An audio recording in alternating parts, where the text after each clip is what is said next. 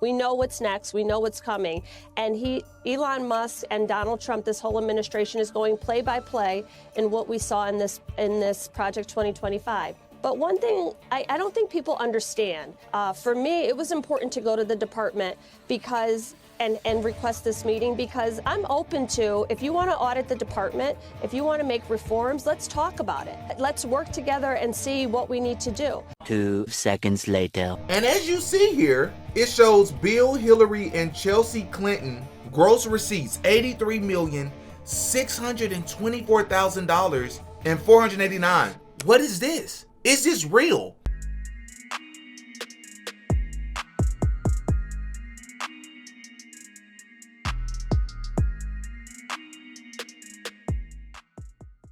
Oh yeah, Didi got a podcast. So not even 3 years ago, I graduated from the Clinton School of Public Service, which is one of the very first public service programs in the country that offers a degree on the master's level. I've met President Clinton a couple of times. I've met Hillary Clinton only once. And it was during my time at the Clinton School that I realized I was like, I don't think I'm a Democrat. You know, the more I listened to people, the more I was a part of certain conversations. And as a person then and even now who's learning politics, who's learning about how a lot of things work in government, you know, the more I heard and the more I listened, I realized I just didn't align with a lot of the things I was listening to, right? And one of the biggest reasons or inspirations that brought me to the Clinton School was me looking around I'm from Arkansas, and me looking around at everywhere that I lived, like every community, everywhere that it seemed like it was a lot of black and brown children and people.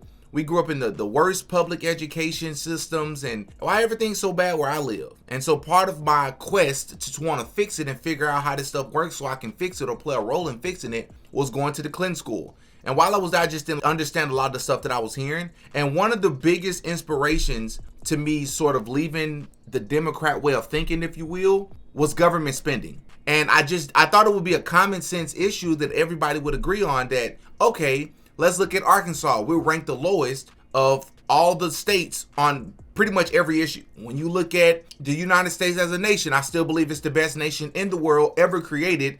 But when you look at our nation, we're ranked the lowest despite spending the most when it comes to a lot of things. So we're ranked number 40 out of 40 schools, right? We're ranked number 1 in cost per pupil. So we spend more per pupil than any other country in the world. And we're ranked at the bottom of the list. We're ranked very badly. And what I want to do is let the states run schools. I believe strongly in school choice, but in addition to that, I want the states to run schools, and I want Linda to put herself out of a job. Do you think that's something you can do with an executive order, or are you going to ask Congress to do it? I'd like to be able to. Look, if I could give the schools back to Iowa and Idaho and Indiana and all these places that run properly, there's many of them. So it makes sense that maybe we're not utilizing our dollars, or maybe even some would say, go as far to say, maybe those dollars aren't going towards what people are telling us is going towards. I think a lot of people would at least be open to that idea, because clearly something isn't working. Very different Donald Trump. He's leading a very different administration, the way he's attacking things, and the American public is very much more in line with him than they were at any point during his entire first term. Well, I would say, correction, this is not a very different Donald Trump. This is a very different Donald Trump as being viewed by voters in this. In the way he's going about things with Susan Wiles leading things, I think he is, going at things in a much less disorganized fashion, much more organized. Listen, I just want to interrupt for just a sec to say, if you are enjoying this video, I ask that you please hit that like button. If you enjoy my content, if you want to help the channel, please hit that like button for the YouTube algorithm. It helps pushes my video out there. I would really, really appreciate it. Also, subscribe to my second channel if you have not subscribed yet. Link is in the description.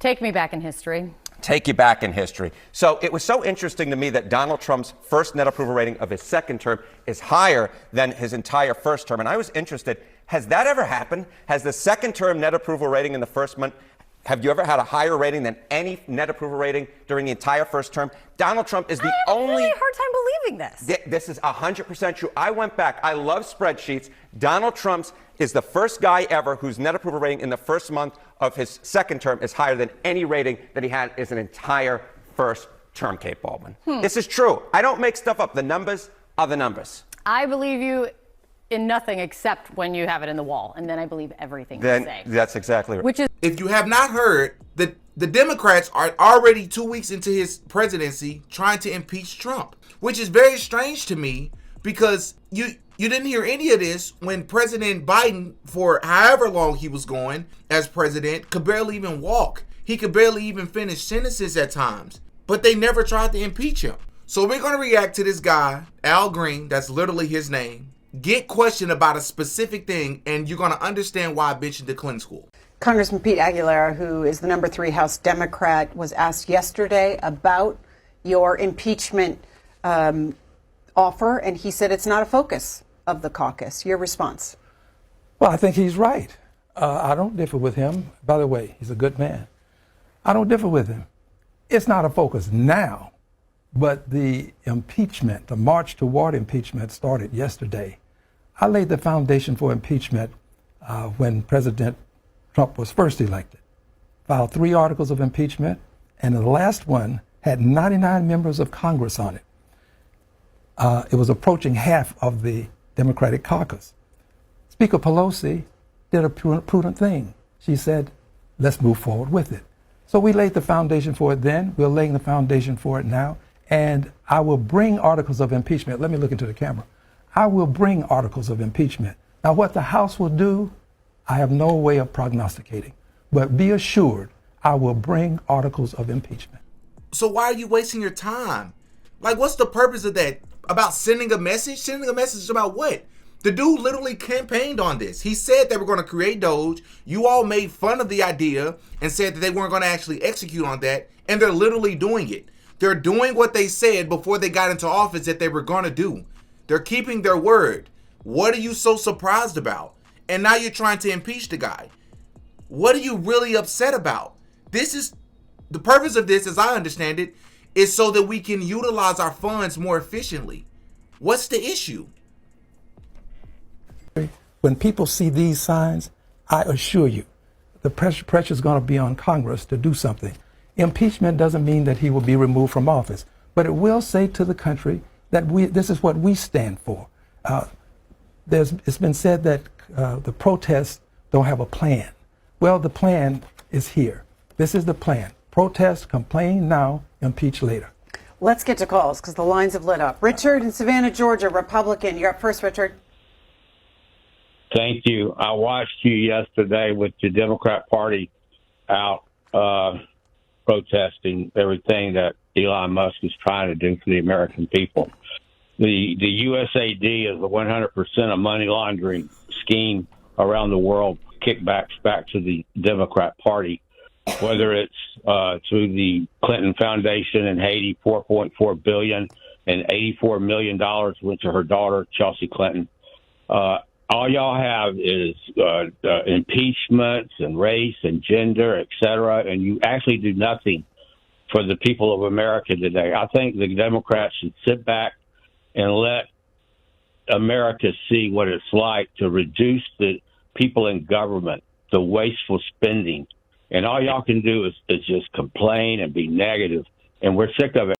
So now you better understand why I mentioned the Clinton School. Because this caller just said to this politician, Al Green here, hey, the USAID or the USAID is a corrupted organization. They're claiming to do good for the people, but after the Trump administration went and looked at the dollars, it's fraud. You all are actually using this organization, as you have other organizations, to launder money back to politicians. So you're using taxpayers' money to just put it into your own pockets, which has been an accusation about politicians for years. Now, when you hear that and you're someone like myself who's skeptical, and I try to criticize both sides, the right and the left, I'm like, but is that actually true? Did $84 million actually go to Chelsea Clinton, whom I've also met before? Let's go and see. And as you see here, it shows Bill, Hillary, and Chelsea Clinton gross receipts, $83,624,000 and $489. $23,567,843 million towards contributions. Grants given, $1,592,056. What is this? Is this real? He's describing what is currently the dumbest strategy in politics, which is Democrats taking the 20% side of every 80-20 issue in America. USAID, people want this pared down. They want it streamlined. They want to know where the money is going. Democrats have a meltdown. Today, Donald Trump signs executive order on keeping boys out of girls' sports. Democrats take the 20 side of that issue as well. All these issues, this is like Trump's superpower, finding a bunch of 80-20 issues, getting on the 80, and everybody who's sort of reflexively against him gets on the 20. And now the Democratic Party has like a 31% approval rating. This is why. And I feel like when something like this comes out, you can't just expose them.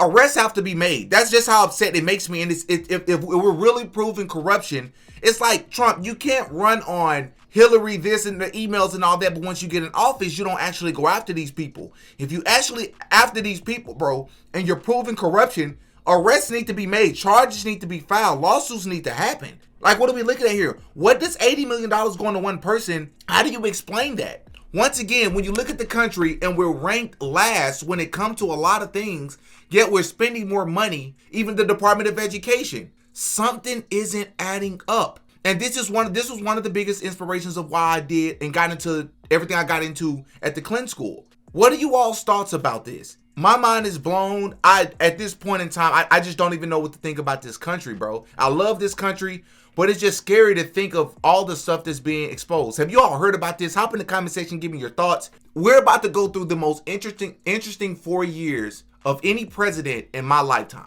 Y'all hop in the comment section, give me your thoughts. I'm Demetrius. I go by DD. That's all for this one, man. Until next time. Peace. Oh, yeah. DD got a podcast.